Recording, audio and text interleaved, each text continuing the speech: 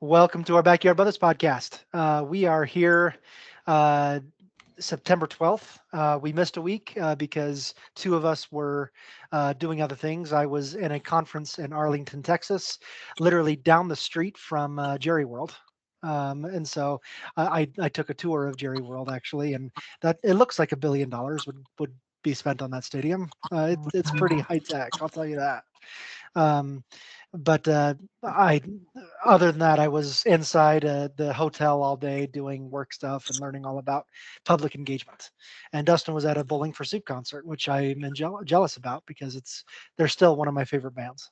So Yeah, they were fun and they were funny. It was great. awesome. Okay, so today we're talking mainly NFL and reactions to whether they may be overreactions or not. We don't know. We'll find out from the rest of us. But we're going to start with a memories from Dustin. So, Dustin, Yeah, talk to so us. NFL football is back, and one of the favorite things that was reinstituted a few years ago was touchdown celebrations not getting flagged, which I think was the greatest, rule change ever. Before Yeah. the NFL was like, hey, this is entertainment. You can't, fans are having too much fun. We got to cut back on the fun. It's not what we're here for. Got to cut back on the fun. That could accidentally make us money. And so they decided to change that and brought back touchdown celebrations and all of that. And so it's great. So I wanted to talk about a few touchdown celebrations that are some of our favorites. I'll mention three of my favorites and then turn it over to you. Uh, Through my favorites, two of them from the past, one of them from current. One of them would be Randy Moss mooning the crowd. I think it was at Lambeau when playing for Minnesota. He didn't actually moon anything, but it was he mimed the action, and it was. I think there's a little bit of a price tag that went with that, not appropriate, but that was just a funny little thing that he did there.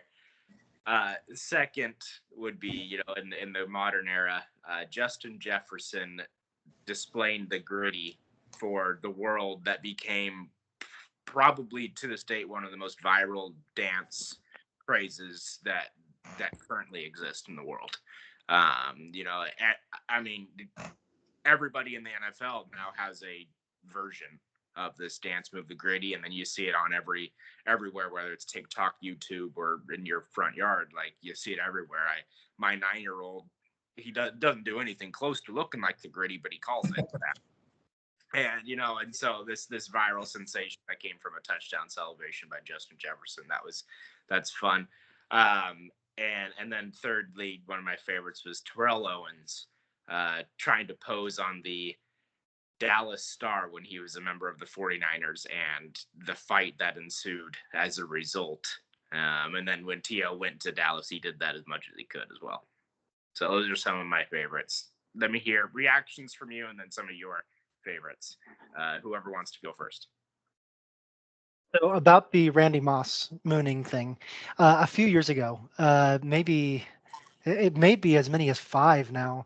I did a different take on my NFL preview. I went out and I asked some friends about their experiences, their memories, and I included it at the beginning of the NFL preview, kind of favorite teams and favorite memories. I think I talked to a couple of you guys about that at the time.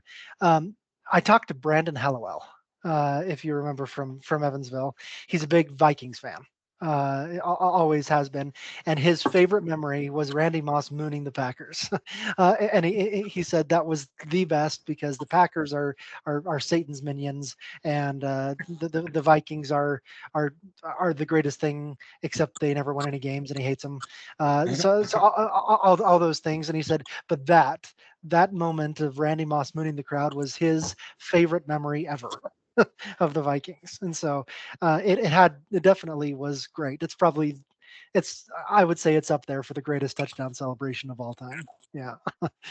um, so as far as some of mine, and I'm tempted to look at my phone because I'm trying to remember what they were, but the one that calling way back in time, Jamal Anderson introduced the Dirty Bird to Atlanta. and it was a dance that was pretty mimicked all over the NFL after that, especially when it came to playing either the Falcons or the Eagles. They would do it against the Eagles too, about doing the Dirty Bird. Deion Sanders got into it quite a bit too when he was in Atlanta, and when he came back to play against Atlanta, wherever he went.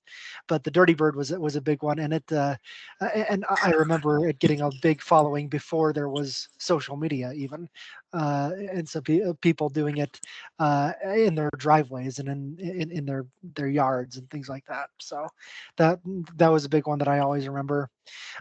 Terrell Owens had a bunch of them right in a row. He would find a lot of different ways, and I think a few of us are talking about To. The one that I called out, the two that I called out was the Sharpie that he pulled out of his sock and signed the football after scoring a touchdown, and the one where he took the cheerleaders' pom poms and started dancing in the end zone with the cheerleaders. So those two with To. I think both of those were with the 49ers as well before he moved on to other teams. But Yeah.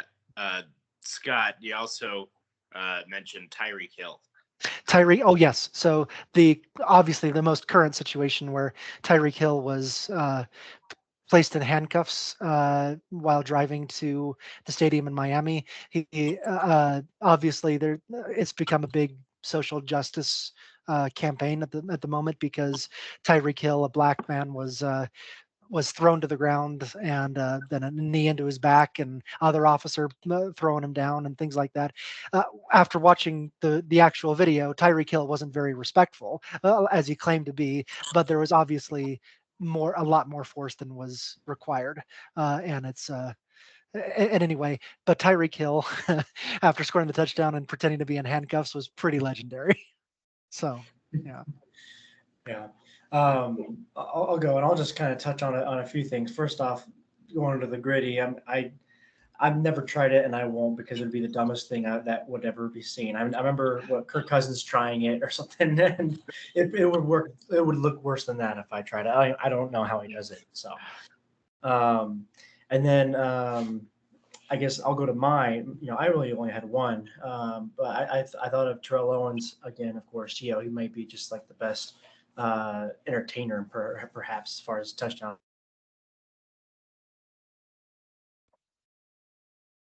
Did we lose Cody?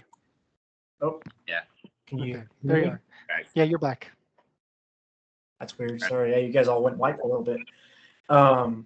I was saying that I don't remember what year it was or anything, but I remember the Patriots were, or I guess Bill Belichick more so, but the Patriots were being accused of filming, I think, the Jets in the locker room, their plays and things like that. And so, of course, after scoring a touchdown, he immediately went behind the goalpost with the football and was pretending to film. And I remember thinking that was pretty funny. And then, of course, I got to mention Hingle McCringleberry and the Key and Peele skit. You can't go off with that one. Three thrusts and the flag comes out. So, and I think I've seen a few people do that in the in the games. I don't remember who, but you got to mention that when we're talking about celebrations. Yeah, I think so. I'm not too different from you guys in loving that the TO celebrations. I remember us as kids, Scott and Dustin, mimicking the Sharpie celebration shortly after that had happened in your guys' backyard, and like you pretending you're on the phone. Where's the defense? You know what I mean? That kind of stuff. That was always really cool. And so my favorite celebrations, you guys took all the good ones, I felt like, so I had to go a little corny and definitely back in time. For the 85 Bears, they had this shuffle thing that they did this god-awful music video for. And that in particular is what I'm talking about more so than the fridge doing if you can call it a dance, moving sideways in the end zone type of deal. I always thought that was really funny that they put all that publicity around such a terrible dance. So I wanted to at least mention that and then bring it up into the conversation. And then when T.O. proposed to the cheerleader was definitely on my list. That was up there. The popcorn one, the one where he physically moved the camera, that was good. Like I could go all day. I think he was probably the most innovative when it came to the celebrations and certainly the most entertaining. And the Randy Moss mooning was great because I think a lot of people don't know, like Green Bay Packer fans will like egg the bus of the opposing team and like all kind of like whoa chill type of stuff. And so that was always on my list for sure for just kind of the get back of the attitude of Randy Moss doing that. I thought that was cool too. Yeah, good ones. I think just to wrap up this little segment here, I just realized we talked about touchdown celebrations, and it may be a travesty we didn't mention Chad Ochocinco. He was great. I thought about him too. Yeah. Maybe some of my favorites was when he used the pylon as a golf club, to putt the ball. And then I think playing the Patriots, he had a costume to put on like an old Minuteman costume and ran around, things like that. So who popped out of the present box or jumped into the toys? It was it was Dak Prescott and Ezekiel Elliott that their very first season in Dallas. It was Thanksgiving Day where they jumped into the collection tin and started. I can't remember exactly what they were doing, but they just jumped into the collection tin and pretended to hand out gifts or presents that were at the bottom of it that they had placed in that bucket at the beginning of the game. Oh, okay. Okay. I vaguely remembered something like that. That may not be the one you're talking about, but that's the one that I thought of. So. Oh, Terrell Owens in the fake Hall of Fame jacket. Was that T.O. or Ocho Cinco? I think that was Ocho Cinco. Yeah. Okay. So we're 2 weeks into college football. We're 1 week into the NFL, plus about a quarter. Bills lead the Dolphins right now 10-7 at the beginning of the second quarter. But what we wanted to share some reactions from each of us based on the beginnings of the seasons that we have seen. They could be overreactions. They could be just perfectly fine for the rest of us. They could, hey, you're not going far enough. But that's the kind of thing that we want to hear when we do these reactions. We don't need to have a lot of time spent on it, but just give your reaction, and then the other people say overreaction, underreaction, just right, and maybe a sentence or two why, and then move on. So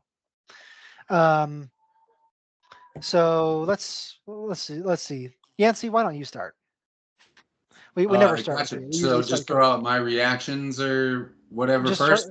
Throw out one reaction. Yeah. Okay, and we're going in the. So yeah. I'll start with number one then. So the Broncos suck slightly less this year, and that is cool. The two games that I saw were pretty close. I think they lost within less than 3 points or something in both games. So or 3 and then 2. But either way, they've kept it close and not getting blown out, and they look okay. Bo Nix looks good. That's my first one. Only played one game so far. Every team's only played one game, but they lost by 6. They lost by 6, yeah, to the Seahawks in Seattle. But am I thinking the last preseason game, did they lose by 2? Oh, I didn't even watch the preseason game. Oh, so that's probably what I'm wrapping in there. Okay. Then I gave them an extra game. You watch. They're going to be 2. They're going to win 1, and it's going to be close. Yeah. I don't know what order we want to go. Reactions, just wherever you want to jump in. But since I'm talking, I'll say they may end up sucking a lot more than they did last year. Bo Nix is a rookie. He's going to have his rookie moments. I think he'll be fine. But yeah, I don't think that's quite going far enough. I think they're in trouble. I like your positive vibes. I'm gonna call it an overreaction. Are we talking about this one specifically? Like what Yancey said is, okay, I see what you're saying.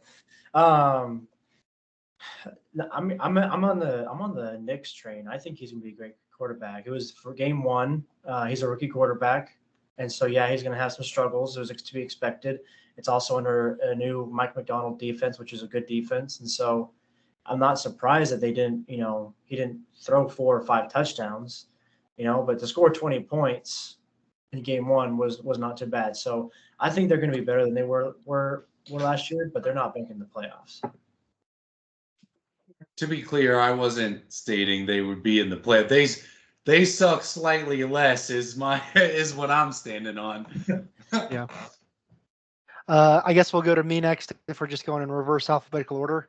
But my first reaction was that the Ravens have taken a step back this season. Their O line really showed in that game against the Chiefs, where it really it was really bad, that their offensive line, and they still don't have enough weapons. The same story as last year, and if you're a Ravens fan, you think the Ravens should have won that game because Lamar missed two wide open targets before Isaiah likely stepped his toe on the line, and so he just missed two wide open guys in the end zone before that, and so just not being accurate enough. I think all of that. I know they played the Chiefs, but still, based on what I saw, I think the Ravens are going to take a step back this year. Yeah, I'll call overreaction there, because they lost by, half an inch against the defending champions on game one. I'm not worried. I think it's a fair reaction. I mean, you're only saying a step back. You're not saying they're going to, be sucking or anything like that. I think they'll still be good. Saying a step back, I think so. Lamar did not look like himself. I know it's game one, but he was I mean, you said it yourself. He was missing throws, and he just doesn't do that very often. His runs weren't as electric and as far and whatever it is as it usually is. I know at least at a time. I know he accumulated a lot of yards. But I would say it's a fair reaction as far as a step back goes. Yeah, I think, and I agree with both camps here, kind of. And I think for that reason, I'll say you're right, kind of right in the middle there, and you're dead on. You're not saying, like Cody said, you're not saying they're going to suck. But I also kind of support Dustin's point that it is game one. They are playing one of the, unanimously known best teams in the league. So we can't put a whole ton of weight on that first game. But I do agree with a lot of points you made of like there's things that they need to fix or this is going to get worse. I definitely agree with that. So I'll say you're right in the middle and I'm there with you. A reaction from you. Me, the Jets, the offense didn't look good. I thought it looked just as sluggish as it was under previous quarterback. The only difference would be, some of the improvisation from Rodgers is better than what you'd normally see from Wilson or anybody else. But Jets are sluggish. What do you think? I would say we haven't seen quite enough evidence yet. They did go against the 49ers, really good defense. And so I think we'll see a lot more as they play the Titans this week to see if they can play a little bit better. But I mean, they certainly looked sluggish, especially in the run game. Breece Hall was supposed to be the guy that led that team, and he barely got anything going on the ground. And so, yeah, I would say they certainly didn't look like division champions coming this year. But again, they did play the Niners. I think similar to the last time, you both make pretty good points. But I do got to say the Jets suck. So I might say that that's an understatement from Dustin. I agree that they're sluggish, but I'll say that you're not going far enough. Aaron Rodgers ain't enough to do it over there. And even if he was, I don't see the same supporting cast that everybody else seems to. Like, I just think they suck, and I'm not afraid to say that. And I don't think that they'll end up in the playoffs or be very good. They'll be the Jets of, every other year. As far as sluggish goes, I would say it's a fair reaction. They were definitely sluggish and slow. They're playing the 49ers, as Scott said, but their defense was disappointing. Their defense should be a lot better. Of course, we can say game one for everyone this week, right? But either way, it's still a Robert Salah led team, and it's supposed to have a good defense, and their defense was subpar to say the least. So didn't they let a bartender return kicks one year? That was the Saints. Vince Papaglia or whatever his name is. Michael Lewis, if I'm thinking of the one that you are from the Nah, the Saints. guy Mark Wahlberg played in that shitty movie. Oh, I didn't. Yeah, I don't know his name. I didn't actually see that movie. I think So, it was Vince The killer. Papaglia. They okay. did hold tryouts to just Philly dudes, and I don't know what your experience is with Philly dudes, but they're not kick returners. That's not in their blood. They're boxers. Yeah. Now that I'll get on board with. A lot of cats like Tommy Hearns and whatnot. Reaction from you? All right. Well, first off, let me know if my internet, if you can't hear me. So my internet's really choppy right now. So You're fine. I'm going to go with this one. So the 49ers don't need Christian McCaffrey. They don't need him. So they just like their offense is designed to allow any quarterback to operate well. It seems that their offense is also designed to allow any running back to operate well. And so if Christian McCaffrey were to miss significant time, it would be as if they still had Christian McCaffrey thanks to this Jordan Mason guy. I'm happy to jump on that one. I don't think anybody's been more wrong about anything. Do you know who do you know who the MVP of the 49ers game was? His name was Jake Moody. He's the kicker. Okay? They did not convert third downs. They could not convert the red zone. They were doing great on getting into the red zone or getting past the other field, but then they couldn't convert third downs. And then this kicker kicked like what, 8 field goals, something like that. So no, they need Christian McCaffrey because that they should have scored 60 points and then they scored 30 something because they did not have Christian McCaffrey to get them third downs. If your kicker's your MVP and your highest scorer on your fantasy football team, you got a problem. I'll jump on that and say I'll kind of split the gap a little bit and say that I was very worried going into the game when Christian McCaffrey wasn't playing, and Jordan Mason had a great game, but that offensive line had the best game. They just pushed back that really good Jets defense, and Jets defense had no chance of doing anything against that offensive line. So yeah, Jordan Mason, he's a scrub, but he had 150 yards rushing behind a really good offensive line on Monday night. You put Christian McCaffrey behind that, and you got problems.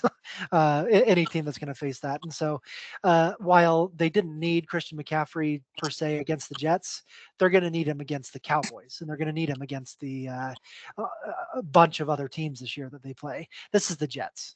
And we thought that their defense was good. We'll see, because they weren't on Monday. Yeah, don't want to dogpile you, Cody, but I'm in the Dustin camp and like, what?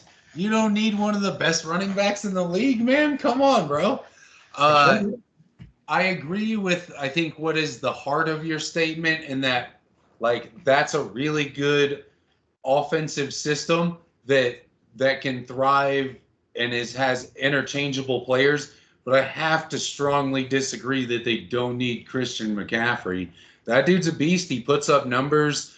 And do you think they could count on Mason to get those yards continuously, game after game, on scheme alone, though? Because I think that's almost like a slap in the face to the talent of Christian McCaffrey. You know what I mean?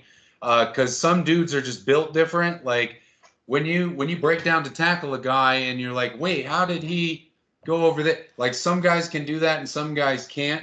And McCaffrey is one of those special guys that I think any team needs because he gives you an it factor. So I don't think we can write that off as much as you seemingly did when you're like, they don't need him. Yeah. Okay. Yancey, a reaction from you. Skinny Lamar did not look the same. I kept it simple. And I think I piggybacked a little bit off of you there, Scott, but not intentionally. That's just kind of how I felt about the situation. It was like, whoa, he's not really powering through tackles. I expected, with the weight to come off, for him to look a lot faster and more shifty, and to make plays that I don't think, I mean, he did play, I think he played well. He didn't play great. But it just wasn't enough. I don't think it was like we got to throw out the baby with the bathwater and figure out what's going on with Lamar type of deal. But he definitely didn't look as good as we've seen him before. My reaction to that is I think that his I think he looked fine running the ball. I think he looked mainly defined there. He didn't look good passing the ball. He missed, as I said before, he missed wide open targets. He threw an interception in that game that was a bad one, but he wasn't on the same page with the receivers. Again, going back to week one, game one kind of thing. But he missed targets, and you're the NFL, you're the MVP of the league. You shouldn't miss those targets that are especially wide open in the end zone at the end of the game. I think my reaction to it would be the same thing I said, for the Ravens, and so I won't repeat myself for it. It's I'm not worried. I mean, I kind of feel the same way. I don't think I need to repeat what I said as well. Okay. My next reaction. Sorry. The way I wrote it here, the Browns would be a better team with Jameis Winston starting at quarterback than Deshaun Watson is never going to be that guy that led the Texans again. He was downright awful in that game against who did they play? The Cowboys. Yeah, he was horrible. He missed targets. He had bad rhythm. Just he did not look good at all. And I know they're paying him, $500 billion to do nothing for that team. But at this point, I would say flush the money down the toilet and get a guy that's going to be a little bit better at getting your team to the playoffs because you got a good team around him. You just got a quarterback that sucks. It's a fair reaction. I mean, he hasn't shown that he can do it, and I can't figure out why, because he was phenomenal in Houston. And I mean, he's been back from injury. He's been able to play for at least what, like a season and a half or something there. But yeah, he can do it. So that's a fair reaction. He'll never be Deshaun Watson again. I agree with everything, but I don't know if Jameis Winston is necessarily the way to go. He was quite good, but if that's your option, that's your option. So I have to say I agree with you all around, given the circumstances, right there in the middle with you. Yeah, I'd call it fair reaction, maybe even underreaction. Deshaun Watson has absolutely no motivation to play well. There's he's in this fully guaranteed contract for several more years. And then by the time the contract ends, he's going to be, 30, early 30s. Like, he has absolutely no motivation to perform well. I mean, his paycheck's not tied to his performance. And he's not going to need to find another job after this one.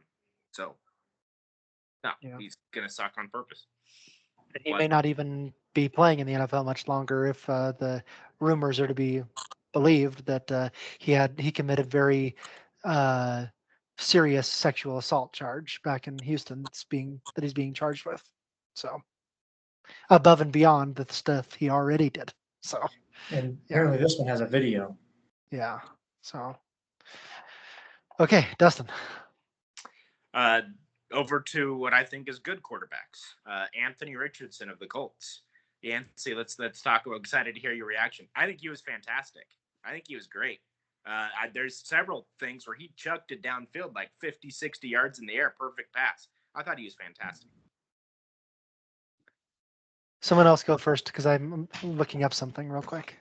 Yeah, I think you're not going to hear any arguments from me. They played well like the Broncos. I was excited I think it was Thursday or this weekend, both my teams didn't get blown out. And I mean, the year my daughter was born, they couldn't score touchdowns. It was like crazy screwball scores, like 6-9 and 9-3, and just like, dude, can I watch a touchdown? I'm trying to get these girls interested in this.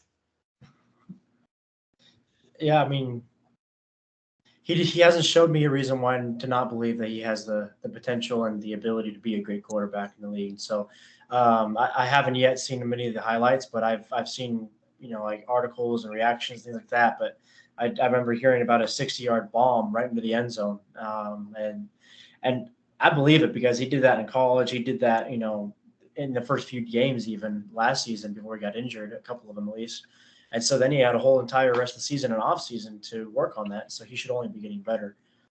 So yeah, he's great, and he's only gonna get better. So I think it's a little bit of an overreaction, but let me say this: that he has the talent to be one of the best quarterbacks in the NFL by far. His long ball, he has explosive plays that are better than just about any other quarterback. I think that throw that he made that was about 70 yards in the air and went to the end zone perfectly. I think him and Josh Allen are probably the only two quarterbacks in the world that can make that throw. And so that was really impressive that he can do that. But you look at those two big throws that he had. One was I think 60 and one was 50, and those two throws accounted for half of his yardage. And so you look at his other throws. He was 6 of 16 for 41 yards on the other throws that he did. And so he can do the big play, but he just needs to be better at the easier stuff.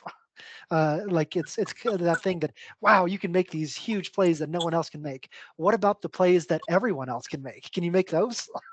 So like that's kind of one. So yeah. As a coach, I think that's the best of the two situations. You don't want the guy that can't make the big play, and you got to, because you can't teach that. You know what I mean? Okay, Cody, reaction. Oh wait, Are we sticking on NFL right now, or are we going anywhere else? you can go to college if you want. Yeah. All right. Well, I'm thinking of this one. Notre Dame has no chance of making the playoffs. Absolutely no chance. I'll go first and say I'm not sure you're going to get any fight from anyone here on this. After losing the way that they did to, was it Northern Illinois that they lost to? Yeah. It doesn't matter if you go 11-1, especially with no conference championship to look forward to. You lose to Northern Illinois, you're done. Sorry. Agree. Yeah, I have to agree strongly on that. It's unfortunate. I like Notre Dame, but yeah, there's no excuse for that, to lose to.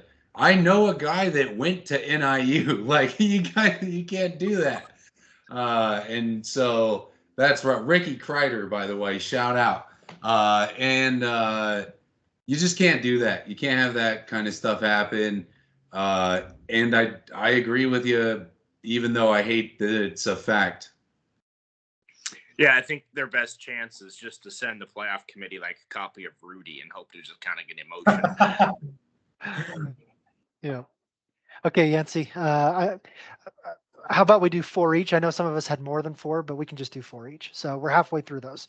Yancey, reaction? Cool. So Ole Miss is way better than I assumed in my projections. It's pretty simple. So you could either kind of agree or disagree on that one. And I just think Ole Miss putting up that 63 points is really impressive. And they're going to be kind of a contender, even though the team they played were, paper tigers.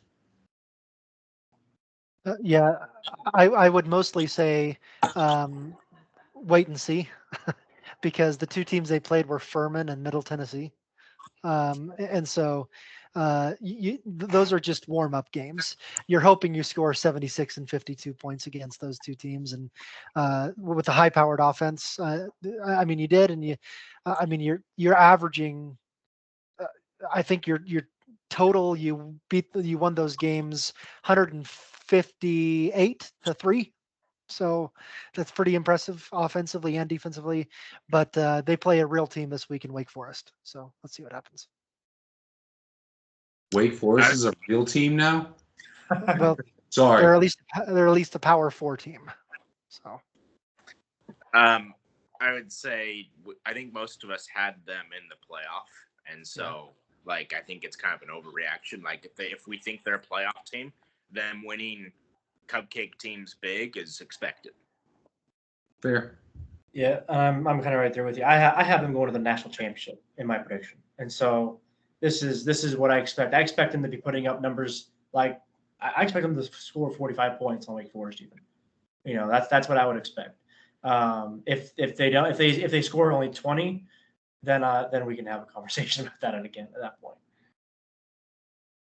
Okay. I'm going to stick with college, and I'm not sure I'm going to get a whole lot of naysayers here either, but Oregon is a mess. So we all had Oregon in the playoff, but they have won both of those games. But they struggled against an FCS team, Idaho, and then they really struggled against Boise State, who they're not the same Boise State from 2007. So, but they're still a good team, but they've still struggled against both of those teams. Their offense is not the same. Their defense is clearly not the same. Struggling. I think they're a mess, and they're going to play USC or they're going to play whoever it is, and I think they're in trouble. A big mess right now. Yeah, I'll go since I have a thought right away. I have a friend who's an Oregon fan, and we were talking about the Idaho game right afterwards, and his thought was that they were keeping it vanilla kind of idea so they could be able to play better against Boise State, because the last two times they played Boise State, they actually lost. And so that's what he was saying. I was like, you know what? I'm going to agree with you just because I can't imagine that Dan Lanning team struggling against them. And then they struggled against Boise State as well. So now I'm like, what the bleep is going on? Because I don't get it. This is Dan Lanning, his team is scary good usually. And so I guess I'm kind of that person still like, are you still faking it? Like, are we going to see something real here soon? Or like, I don't know. I'm still scratching my head over here. It's like they are a mess, but I don't understand it yet. I don't know if I have any reaction. I think you're right. It's I think you're right on. Yeah, I'm in the same camp as Dustin there. I don't see much argument for like, no, they're okay. It's fine to be that in that close of a game with Idaho and Boise State. I would be lying. Yeah. Okay, Dustin, third reaction. Back to the NFL. Bryce Young is a bust. Again, I don't think you're going to get any pushback from any of us here. Boyd, gosh, he looked that was awful. That was an incredible, just horrendous, embarrassing performance. If you're a Panthers fan, to watch a guy go out there and go 13 of 30, I think it was, for a little over 100 yards, no touchdowns and 2 picks, I think, in that game against the Saints. Saints are sure a better team, but they're not a better team that scores 50 on you or whatever it was, 47, 47, something like that. So Bryce Young, he's done. He has no confidence, and one of those situations where, unfortunately, he was the first overall pick, and you threw him out there to a situation where he has zero confidence in himself, and he's done. Yeah, they you could say they pulled a Jets kind of thing on him. They throw him into a situation organization that is not good for him and destroys his ability. But not only do I agree with you, but I saw this coming the day he was drafted. I did not think he was going to be a good quarterback. I never did, and I know you guys all knew that. And so I'm not surprised at all. I'm not, one of the people like, what's going on? I'm like, this is what was going to happen, especially with this kind of, environment and supporting cast that he has. Yeah, grab the broom. Those numbers made me sick to my stomach. What are we doing out here? Let me play quarterback. I'll go to Carolina for a little bit. I got friends. That's crazy. But look, Peyton Manning's rooting for him, I bet. Saying, leave him in there. I got a record for you to break, kiddo. And so, shout out. That was a good one. So I think that, you're right. No pushback from me. Those numbers suck. And unless you I don't know, get some magic Space Jam juice or something and find your confidence back, he's in deep trouble, and it's going to continue to trend down because that's kind of how sports work. Mouse in a tube experiment and whatnot. favorite joke that I had that I wrote to you guys, and I have to say it on air here. It's not mine. I have to shout out to one of my favorite podcasters and YouTubers. Her name is Annie Agar. She is hilarious. She has these team meetings after every uh, week that she throws together, and that was on one of them. And I have to say it again. She's like, "Thanks. We got to thank the Green Bay Packers and the Philadelphia Eagles for going down to Brazil and bringing American football to a place that has never seen it before. Next year, we're headed to Charlotte, North Carolina." So, um, yeah, Not bad. she's great. So, Cody, reaction. All right, I'm gonna go with this one here. This is going back to college now. Cam Ward of the University of Miami. He's gonna be a top 10 pick. I have no problem with that. I would also say at this point, I may be going too far here, but at this point, he's my Heisman favorite. He's been great. Yeah, Miami quarterback has been wonderful. Miami looked a lot better than I expected them to look. Moore was the quarterback, yeah. Word. Mhm. Yeah, he was playing well. I think you might. It's still early. What year is this for him? This is his last year. Is he a senior? Huh? Yeah, it's his last year. I think he's even like a 5th-year senior. It's his third school he's been to now as well. Starting to sound like me. I was a 5th-year freshman, baby. Let's go. Shout out. Anyway, I think you're right. Very talented young man, but it's too early for me to tell if he's going to continue that acceleration, especially when faced with the other teams that are actually going to give them more adversity. So I say that's an overreaction for me. Yeah, so I work with a guy. One of the guys I work with is a huge Miami fan. Absolutely went to the U, loves Miami football, and I hear something about Miami almost every day. And so I asked him this. I said, "Hey, my brother thinks Cam Ward's going to be top 10 pick." I said, "What do you think?" And he goes, maybe top 20 maybe. So even from a completely biased guy, he thinks you're wrong. Jeez, Dustin. What did he have to back it up, though? You, bro. I've got to ask, what did he have to back that up? I think that he's holding out for, what's the rest of the season going to look like? He's hoping for ACC championship, but I think it's also kind of like, I don't know. There's a lot of football left, and we got to play some hard teams. It's that moment when you play Clemson and suddenly, what's going to happen now? So. Yep. Yeah. By the way, Bills leading the Dolphins 24-7 right now before halftime. So Bills are putting the hammer down on Miami. Okay, Yancey, last reaction. Yeah, for sure. I think this one's kind of dumb, but I wrote it down, so I'll say it. College football has a lot of high-powered offensive teams this year, but my perspective is skewed because it's been 2 games against, can crushers and cans. So I don't know if I took too much medicine when I wrote that, or was lazy, or what. But that question sucks. I'm sorry that I presented you guys with it. So, God, are they playing really good football for 2 weeks? What do you think? Sorry. I think to your point, there's been times where I think I'm the greatest Madden or 2K player on the planet. And that's because I'm playing on rookie. Right. Mm-hmm. Yeah, I actually was playing Madden today, starting a franchise with the Niners and playing the Jets, and I won 56-0, and I'm like, I think I need to up the difficulty level maybe. I was playing on Pro, and I'm like, okay, time to get better and go to whatever the next one is, All Star, I think, but All Pro. So All Pro, yeah. Same thing as I was actually playing the college football game last night, and I was playing, as Utah against Utah State. That's who they're playing this weekend. It's like, let's see how it goes. And turned out I had forgotten to take off a freshman, and I beat him 86-7.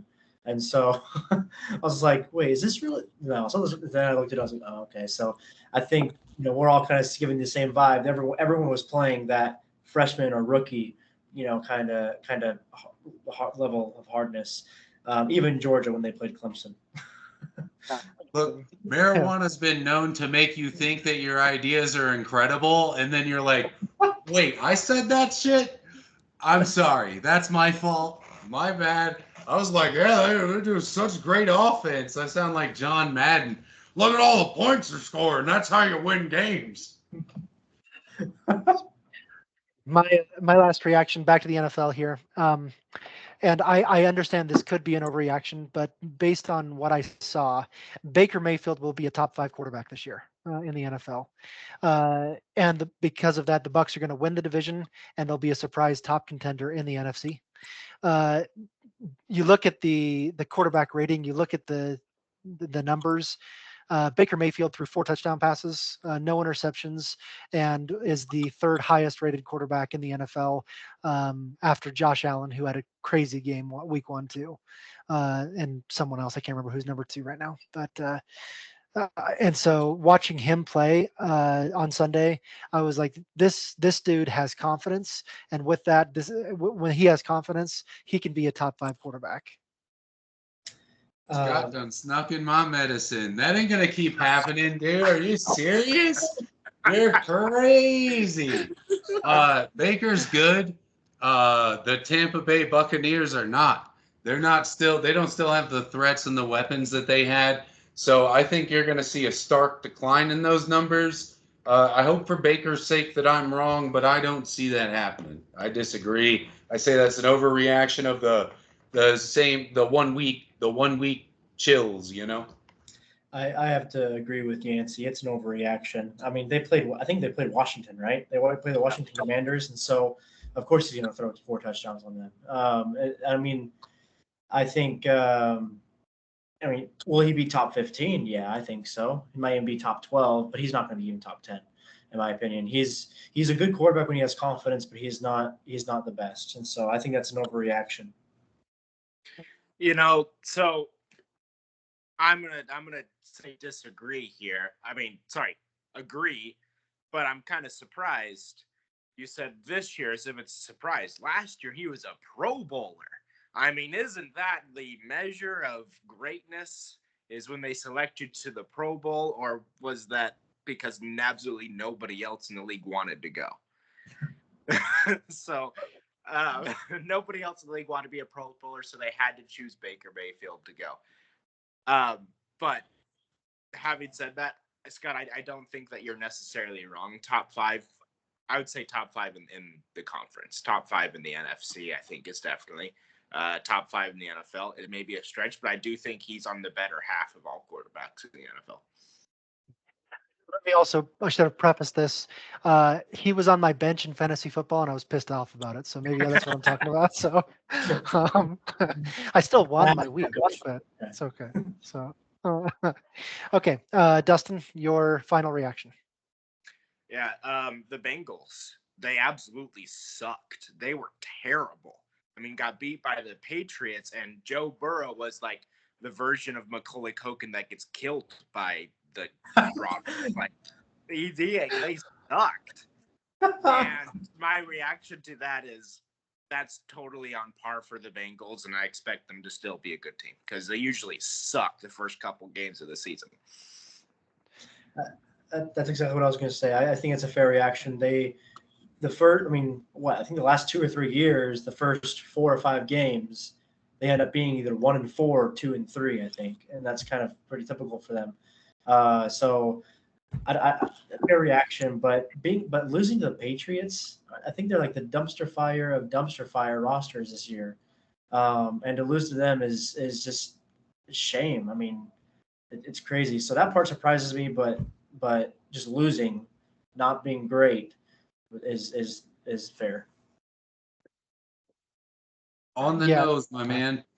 I gotta agree with you. As soon as the real Slim Shady sits down, the Bengals might win some games, and they'll be in a better position. Let that hair dye grow out, and they'll be okay. Give it 4 or 5 weeks. Yeah, it's the hair dye doing it. It was bold. I liked that one. Yeah, I agree with you too. the Bengals haven't won an opening season game, I think, since 2019. And so, for whatever reason, Zach Taylor, he doesn't prepare these guys the way that other coaches do. His preseason is like nothing. He doesn't start any of the starters, none of them, absolutely none of them, in the preseason. None of them play a snap in the preseason. He only plays the rookies and the bench warmers and all that. And so when they hit the field, none of them are ready. They're not conditioned. They're not prepared, and it really shows. Last year they got beat by the Browns, I think 38-3 in week 1. They got destroyed by the Browns, who were a good team last year, but not 38-3 good. And the Patriots are not a good team either. Yeah, the Bengals, I think, will be just fine in about 6 weeks. So, yeah, give them some time. And given that conference or that division, the leader of that division is the only team that hasn't scored a touchdown this season yet. So, the Steelers won a game without scoring a touchdown, and they lead the division because everyone else lost. So, yeah. Cody. All right, my last one. Going back to college football, Texas is phenomenal and will be a force against no matter who they play. I'm not sure if I can get pushback on that at all, but that's just my reaction right away. I think it's fair, and I think you're right. We do still need to see like a game where they're tested against a ranked opponent. But they just beat Michigan pretty badly. So they beat Michigan by about 25 points. Yeah. Who'd Michigan struggle with the week before that? They didn't struggle, did they? I don't think so. I don't think so. Oh. Michigan won their week 1 game 30-10 against Fresno State. And then That's Texas goes on. We're talking about all these can crushers, and beating Fresno State by 20 is not a problem to you guys for Michigan? So hear me out. So Michigan beat Fresno State by 20 or whatever it was, and then Texas comes into Ann Arbor and beats them 30-10 or something. What was it, like 31-12? And so that's what we're saying is, and Michigan is the reigning national champion, albeit a whole new team and a new coach. Yeah, they suck. They're a skeleton crew, and all their players left. That's what I'm saying. I'm saying, yes, Texas is good, but Michigan sucks. And nobody's like wanting to say, hey, they suck. But if you only beat Fresno State by 20 and you're the defending national champions, that's not enough in my book. You got to perform. Performers perform, baby. You got to get out there and give the show. And that's not enough. Not against Fresno State. Come on. The Bulldogs are out here barking against the Wolverines. Get out. You are talking to Cody, who picked Fresno State to be in the playoff, I believe. So, well, that's okay. That doesn't change my opinion. That's his opinion. Yeah. But I do agree that Texas is great. But I think that we're like blowing up the Michigan win too much. They should definitely beat that Michigan team. Yeah. So go ahead, Dustin.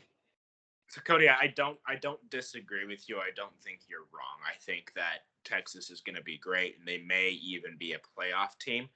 But I'm a little bit hesitant because coming from the former Big 12, they play good teams sometimes and not good teams other times. And now you're into a conference where you're going to play good teams most of the time.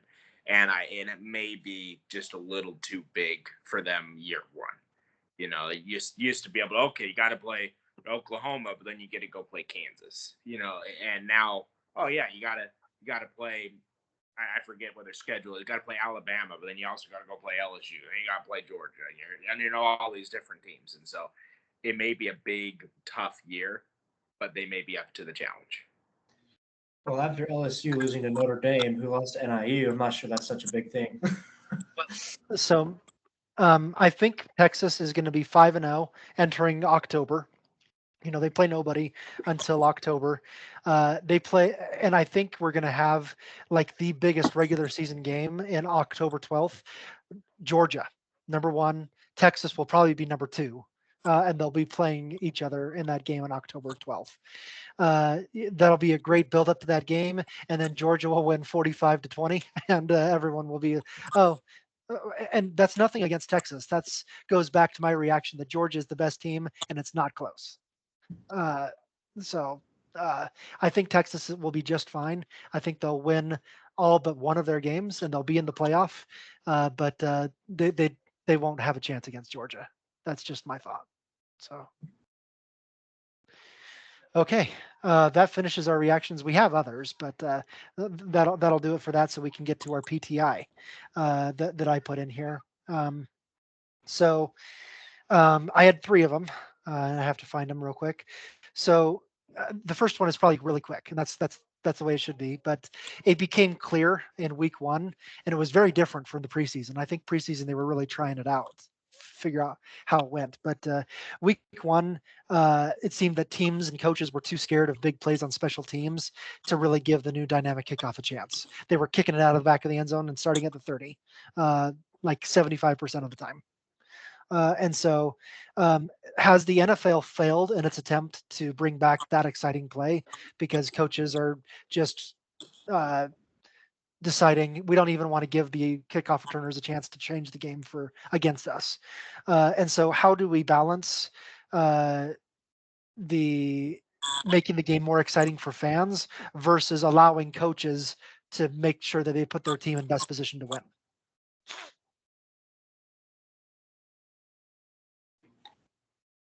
I'm not sure if we can answer that question, the NFL has a job for us.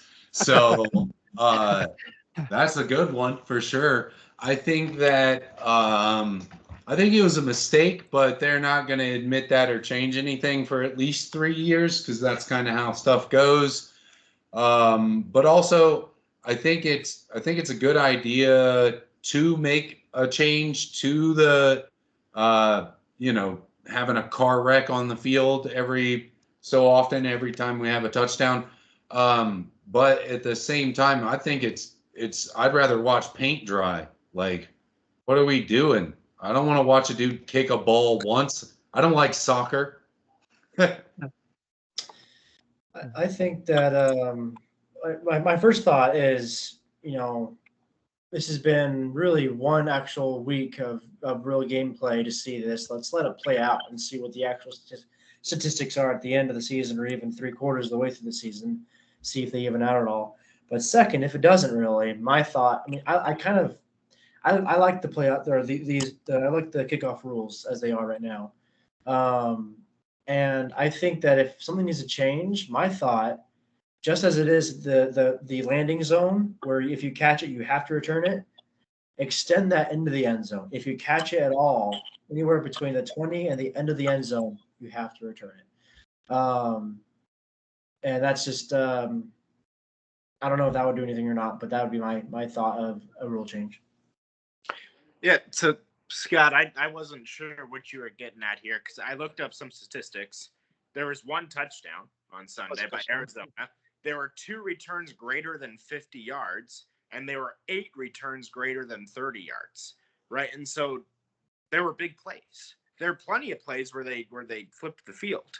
And so then maybe to your point, a lot of teams are like, I don't want to risk that. I want to kick it out of the end zone. I want to touch back because I don't want to risk it. So how does the NFL fix that? The NFL's got to tell their teams, hey, we're here to entertain. Let's make sure that this is part of the game. And so I think that they're doing their job, and I think that it's working. I think that it's working because there were exciting big plays as a result, and I expect there to be more. And special teams coaches have had the easiest job in the world for the last 10 years. And now their jobs are all of a sudden hard again, and they got to figure it out. I appreciate that research into that. I knew about the touchdown, but I didn't know about the other ones. And so, yeah, that helps. It seems that when it wasn't kicked into the end zone, it was a big play. And so maybe that's what the NFL is going for. But it was just kind of annoying to me. I was expecting to see these dynamic kick returns, and 75% of them went to the back of the end zone anyway. And so, as a fan, it was just that's not what I was hoping for. But trying to digest these new rules and how teams are going to play it enters a little bit more of strategy into the game than there was before. So, yeah, I think there was a fumble on one of them too, where the teams got it. So, yeah. Okay. Number two. Um, Imagine that you're a general manager for an expansion NFL team. We have a 33rd team added, and you have been hired as the general manager for this team. But it comes with a caveat because the NFL is just trying an experiment here. Your mission is to put together the best defensive team made up of the best defensive players currently in the NFL. You can steal any defensive player you want from any team in the NFL. Who are your 11 starters? You don't have to name them all here, but name a couple of them.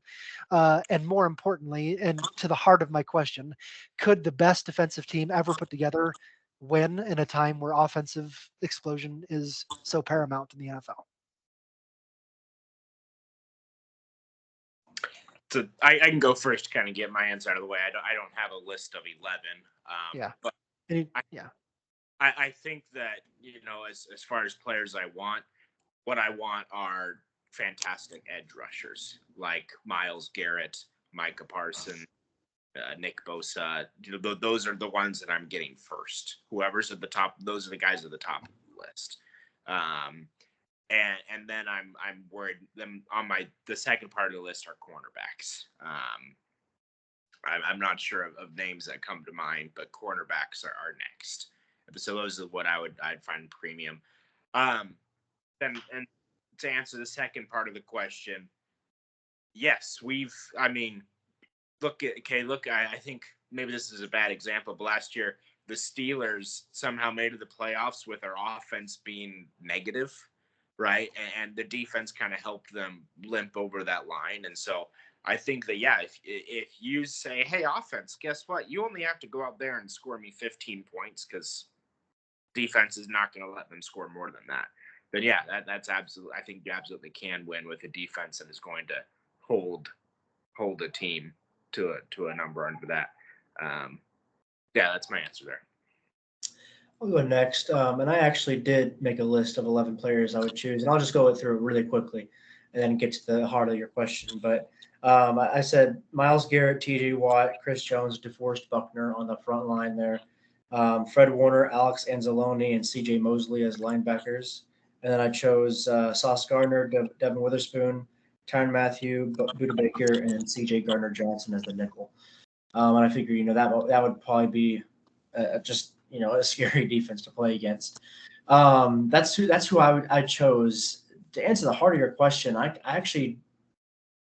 disagree a little bit with Dustin, but I don't fully agree with you either. And so I think if in college that can happen, yes, you can trust a defense to win the game for you. In the NFL, it's extremely difficult. Just because of how talented an offense is, and especially when you got offensive minds like Kyle Shanahan or Andy Reid, it's extremely difficult for a all-star defense to keep them, even in today's league, under 20. And so is it possible? Yes, but it's very difficult, I think. And so you need to focus on an offense as well. Definitely both are important, but defense wins championships. I don't know who I would plug in specifically. I build ultimate teams, but all those guys are legends. So in this year, a lot of my players would come from Dustin and Cody's list. Edge rushers are extremely important. LT changed the game. So if you have those kind of quarterback pressuring guys with a good secondary who are going to capitalize on the mistakes created by them, you'll do well in any circumstance. And I think that the best defense wins out against the best offense any day of the week in my mind. And I could be wrong about that. That's an opinion. But I would prefer to have remember when Tony Saragusa played for the Ravens, with Ray Lewis and all them. That defense with the abysmal offense that they had, I'll take that over the Peyton Manning led Colts and their can't tackle a single high school running back style defense any day of the week, just because of the certainty that you get when you can stop an offense and have the possibility to create points yourself, whereas the offense can never stop your defense unless they're able to run out the entire quarter or something like that. If I remember right, when Peyton Manning was on the Broncos, wasn't that the year that he threw, 40-something touchdowns and was fantastic, and they won the Super Bowl? And then in his speech of retirement, he said, "Hey, thanks Von Miller for that Super Bowl." I think the one they won with the Broncos was the one that the defense really carried them to the Super Bowl. Yeah. It was the one with the Colts that I think that's what you're getting to, Dustin, right? Is that it's the Colts that that he threw 40 touchdowns. You said the Broncos originally. That's where I was confused. But, yeah, I thought it was with the Broncos. Like that, I remember that first game of the season, he threw 7 touchdowns or something, and then had a great season, threw 40-something touchdowns. But anyway, that's it. Yeah. Okay. And Cody, you seem to assume that I had a stance on it. I didn't really, but I guess I kind of did. So yeah, like I didn't come up with an actual list either. I was curious who you would pick, and I would, like Dustin, focus on the front 4 and the back 4. And the linebackers are becoming a lost art, unfortunately. But Fred Warner is just a freak. But I think that we had a question. I think Dustin asked me a question maybe a year ago, and I brought up the same Ravens team that you just did, Yancey. That really? what's the latest example of a defensive team that has won a championship based solely on the merits of its defense? And that was that Ravens team back in 2000. But I'm not sure. And I said in that analysis for that question that I'm not sure it can happen anymore. Because of just the power of the offenses and the way that the NFL has geared its officials to help offenses more than defenses. There's a lot of you can't touch anybody on defense anymore in coverage. You can't tackle a certain way anymore. You can't make big hits. You can't do those things. There's still really good defense that is being played in the NFL. Don't get me wrong. There's a lot of really good defensive players, a lot of really good defensive teams. But to Cody's point, I would say that if you're building your team entirely on defense, it'll get you only so far. Yeah, it would be a mistake to do that. I gotta agree there. But And yeah, real quick, just to make sure I understood correctly, you said that the last team to, kind of win it all idea, but based on my defense, was 2000 Ravens. What about 2013 Seahawks, the Legion of Boom? you asked that same question. Lynch. Yeah. You asked that same question during that analysis about a year ago, and I will say now what I said then, that that defense was certainly the backbone of that team. But you had Marshawn Lynch, who was the best running back in the NFL at that time. You had Russell Wilson, who was a different Russell Wilson than he is now. He was a really good Russell Wilson, and he had star receivers and Tyler Lockett and what's the guy's name? The Notre Dame guy. No, that's not it. Doug Baldwin? Doug Baldwin, yes. Doug Baldwin at the time, and a couple other great pieces. And so, I mean, yes, they were a strength, but you can't honestly say that Russell Wilson is Trent Dilfer, the quarterback that 2000 Thank Ravens you. team. So, Okay. so I remember that now. Okay. Yeah. Didn't the Buccaneers have like 3 or 4 teams like that for a while that were just Simeon Rice, Rondé Barber, John Lynch, and then their offense came on the field and you were like, turnover again. Brad Johnson, thanks. The 2002 Somebody Buccaneers. made his name up so he could play football. Brad Johnson. Okay, John Smith. The 2002 Buccaneers also won the Super Bowl based on the strength of their defense when they had Derek Brooks and Yeah. So all that's the players another that one you of mentioned. those like defense can do it style teams. But to be fair, they didn't have, I mean, they had Warwick Dunn and some other real like Hall of Famers too. So Okay, we're making good time with our last question, so I'm going to go ahead with it and switch over to basketball. I was thinking about it today that I'm like, oh no, I better get started on NBA stuff for this podcast because about a month the NBA season starts in the beginnings to middle of October. And so I was starting to think about that a little bit. And so get your head into the game of basketball for just a minute. In a sport that's whose advantages are different than the NFL. You have large market teams and small market teams in the NBA. You don't have that in the NFL because everyone has the same salary cap. NBA is not that way. You have small market and large market teams. So, what are the team building philosophies and code that can overcome the disadvantage of playing in a small market? You saw it years and years in San Antonio of really good teams in a small market. How did they do that? How do you compete in an inherently unfair system when you're competing against Los Angeles and New York and Boston, really big market teams with a lot of money and a lot of attraction when you're Oklahoma City and San Antonio and Orlando?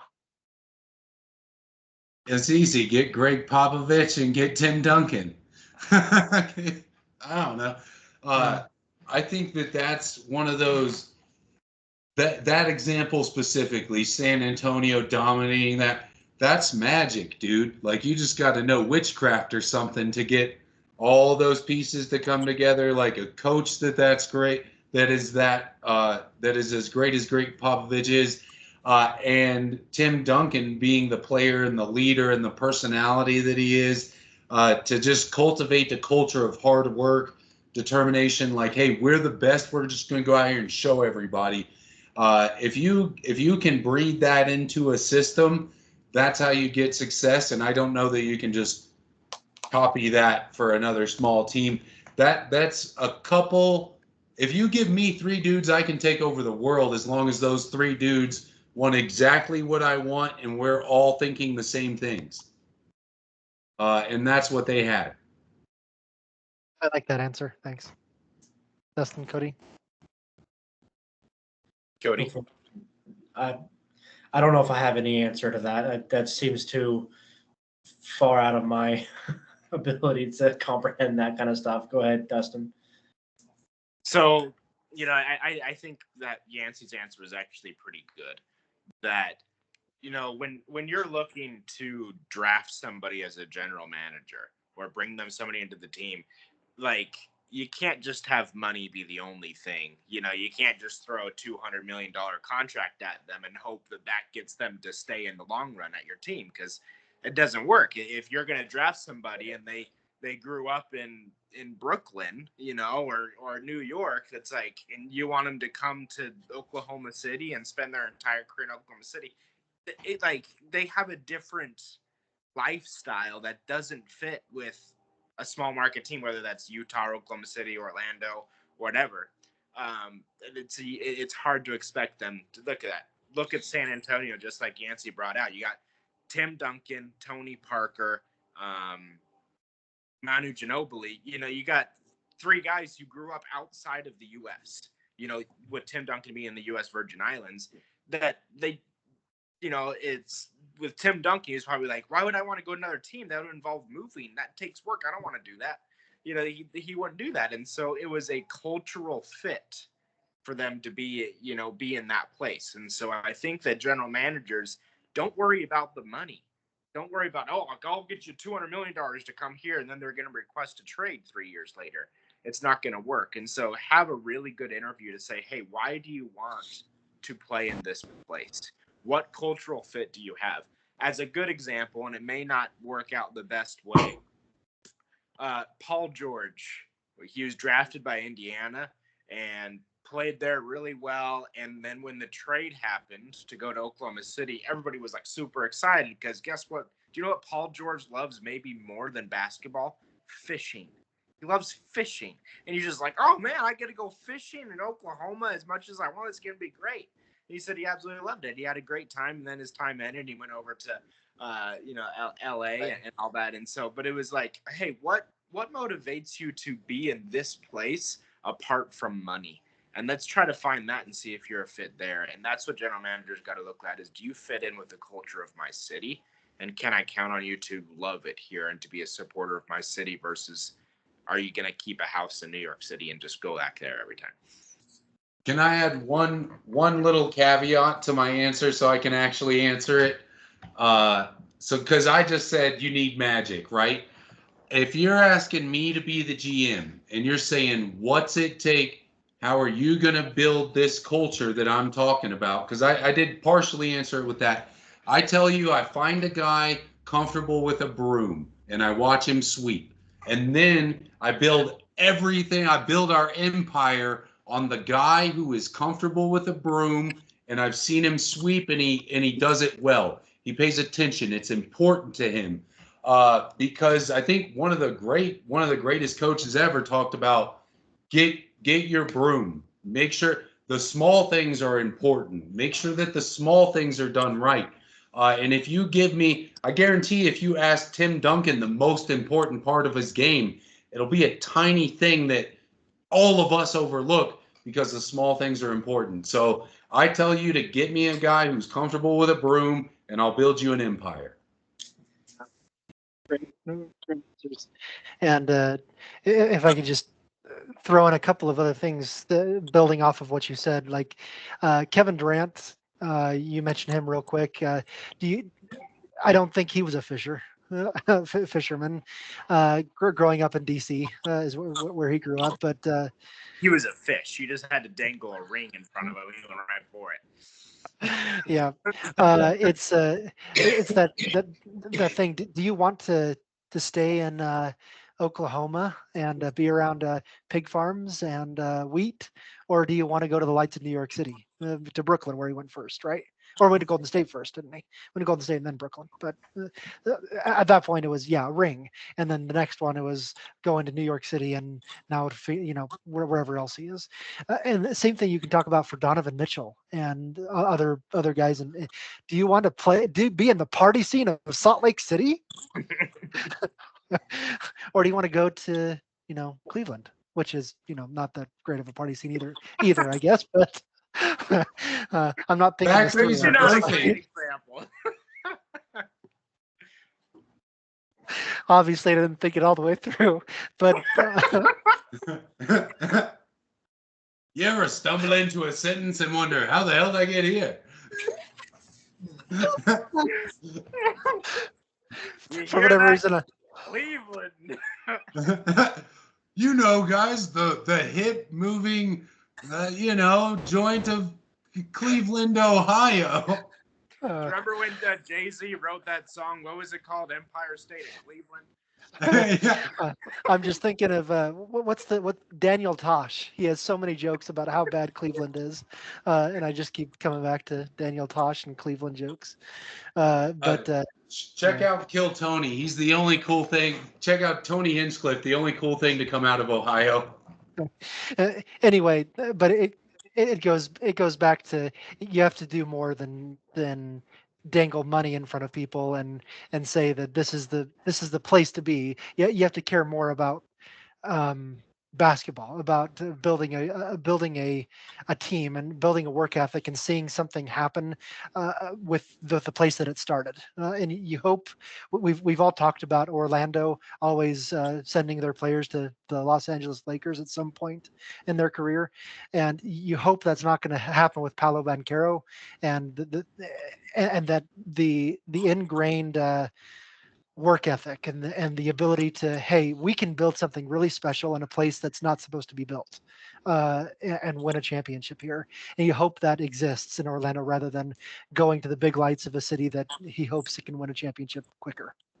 So my last thing on Cleveland, LeBron James is from Cleveland, and he hated it so much he left twice. Yeah. Yep. So anyway, that's going to be the highlight where we'll pull out is left the party lights of Salt Lake City for the party lights of Cleveland.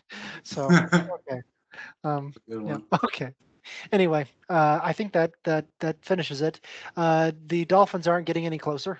Bills are now up 31-10. In this is in Miami.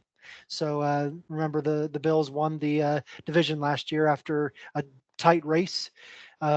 James Cook is dominating right now. He scored 3 first half touchdowns. Dolphins look to be in trouble. Bills look as good as ever. Who talked about rebuilding? Bills are fine. So I think I need to edit my MVP choice for the NFL preview, in which I said Tua would win it, and he's thrown 3 picks, I think. yeah. Oof. One of them being a pick six. That's how they just got up 31. So Yeah. So we'll check in often about the NFL, and I need to over the next few weeks get started on. I'm not going to do an NBA preview the way that I did the NFL because we don't have a panel of 6 people that know the NFL as well as or that know the NBA as well as we know the NFL. So I may just do the slides and we'll pick the stuff at the end on the presentations, unless Dustin, you want to do something with me that we can present to the other people. But We can so talk about it. I think you're good. Yeah. Good with what we got.